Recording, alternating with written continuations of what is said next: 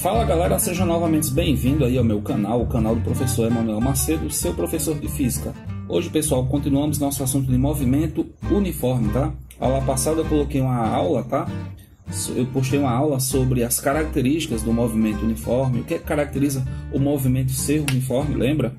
Módulo da velocidade constante, o corpo anda a distâncias iguais em tempos iguais, não possui aceleração escalar, e se a trajetória for uma linha reta, é um movimento retilíneo e uniforme, certo?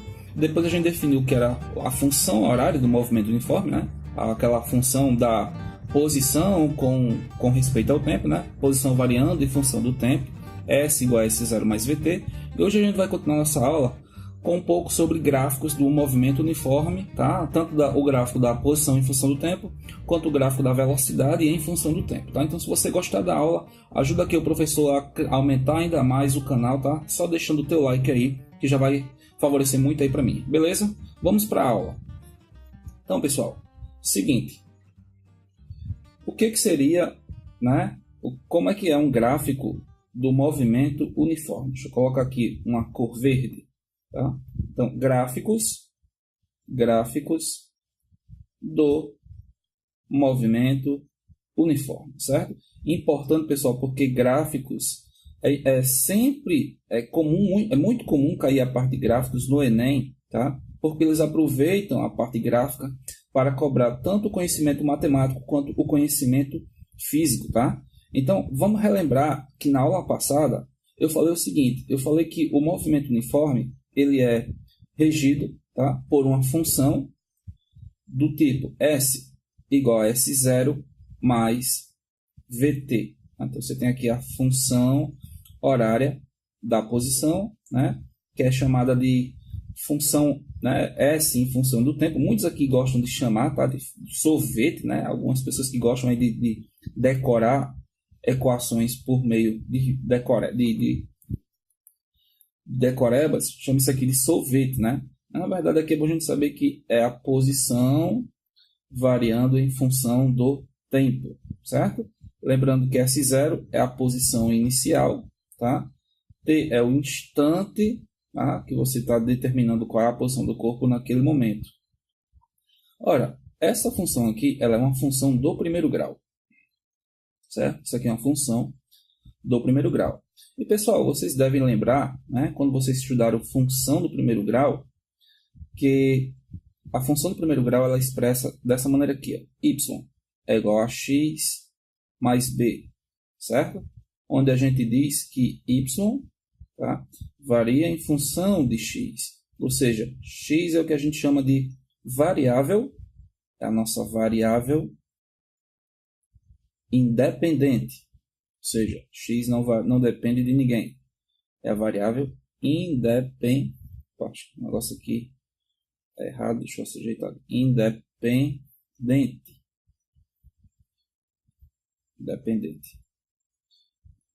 Y, a gente chama de quê? Variável dependente, porque y só pode mudar se x mudar. Então, y depende unicamente de x. B é o que chamamos de coeficiente linear.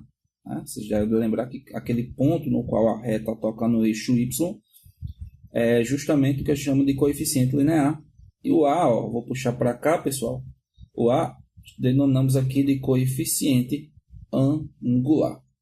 Pois bem, vamos agora fazer uma relação dessa formulazinha aqui, tá? Vamos fazer aqui uma relação dessa função originária, né, genérica da matemática, com a nossa função que temos aqui para o movimento uniforme. Então, se eu colocar uma ao lado da outra, ou melhor, uma abaixo da outra, já dá para perceber, pessoal, mais ou menos, tá? Eu vou só inverter aqui, vou colocar isso aqui como VT mais S0, já dá para perceber que o B, né, que é o coeficiente linear, nesse caso aqui vai ser quem? Vai ser a posição inicial, certo?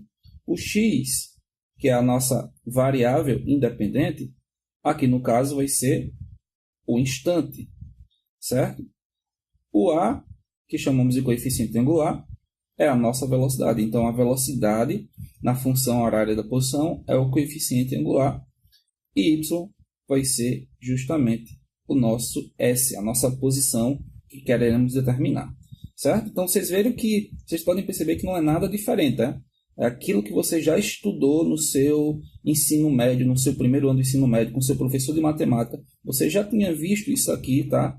Essa função aqui você já tinha visto de outra maneira, mas não é nada diferente.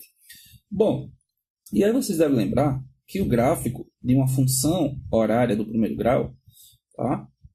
O gráfico da função horária do primeiro grau é sempre uma reta, né? Ó, você vai ter aqui y e aqui você vai ter x. O gráfico da função horária do primeiro grau é sempre uma reta, ou partindo da origem, ou partindo de qualquer ponto aqui do eixo y, certo?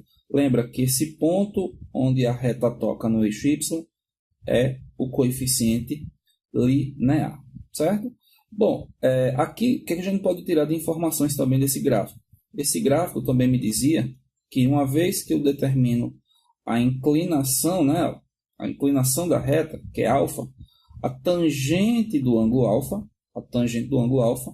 dá justamente o valor de quem, pessoal? Dá justamente o valor do coeficiente angular, tá? Por isso que chamamos o ar de coeficiente angular, porque ele é determinado a partir da inclinação da reta, certo? Ora, isso também vai ser válido aqui para o movimento uniforme, né? Já que vimos que a função horária da posição é uma função do primeiro grau. Então, isso aqui também vai valer, tá? Para a função horária do primeiro grau. O que a gente vai fazer, então? A gente vai colocar S em função de t, função horária da posição, tá? Vamos pegar o gráfico partindo de um determinado ponto, certo? Esse ponto aqui vai ser a posição inicial, tá?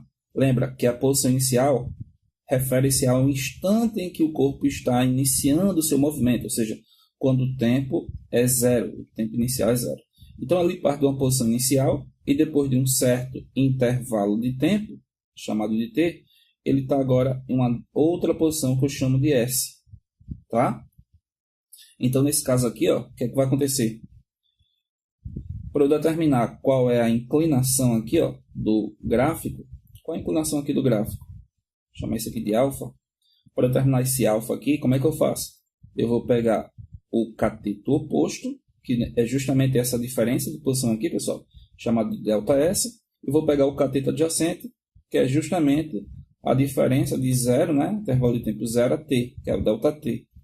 Logo, a tangente do ângulo alfa vai ser ΔS dividido por ΔT. Mas peraí, pessoal, ΔS por ΔT é algo que a gente já tinha estudado, tá? É algo que a gente chama de quê? Velocidade média.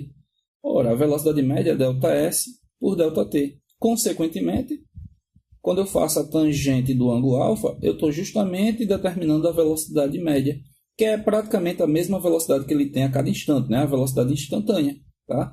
Então, achar a tangente de alfa é estar achando a velocidade do corpo em movimento uniforme. E, nesse caso aqui, pessoal, ó, a gente diz que a velocidade, assim como o A, é o coeficiente angular, né, da reta. Coeficiente angular da reta, certo? Lembrando o seguinte, como o movimento, tá, mostra para mim, ó, como o gráfico está mostrando para mim que as posições estão aumentando, nesse caso, quando as posições aumentam, a gente chama esse movimento de movimento progressivo, tá? Movimento progressivo. E quando a reta for decrescente, deixa eu colocar aqui, ó, se por acaso você tiver um gráfico da posição em função do tempo, mas em vez das posições estar aumentando, estiver diminuindo, ó, S em função de T. Diminuiu as posições vão diminuindo com o tempo. Então a gente chama esse movimento de quê? Movimento retrógrado. Muito cuidado, tá, pessoal? Quando o gráfico tem uma inclinação crescente, quando o gráfico tem uma inclinação crescente ou decrescente, é para determinar se o movimento, a gente consegue determinar pela reta, se a reta é crescente ou decrescente, se o movimento é progressivo ou retrógrado. Tá? Não confundam isso com velocidade, tá? Esse gráfico aqui e esse daqui, pessoal, Não são gráficos que me mostram a velocidade aumentando ou diminuindo, tá? Muita gente erra isso, tá? Aqui só está me mostrando que as posições estão aumentando com o tempo, tá? A posição aqui aumenta, aqui a posição diminui. Mas a velocidade do movimento é uniforme, porque isso aqui é um gráfico de um movimento uniforme, o gráfico da posição em função do tempo. Beleza, pessoal? Então, deixa eu afastar aqui só um pouquinho. Então, para a próxima aula, a gente vai ver o gráfico da velocidade em função do tempo para o movimento uniforme, tá? Então, se você gostou da aula, deixa seu like aí, tá? Compartilha nas redes sociais, divulga o canal aqui do professor para o canal do professor continuar crescendo cada vez mais. Beleza? Espero que tenham gostado e até a próxima.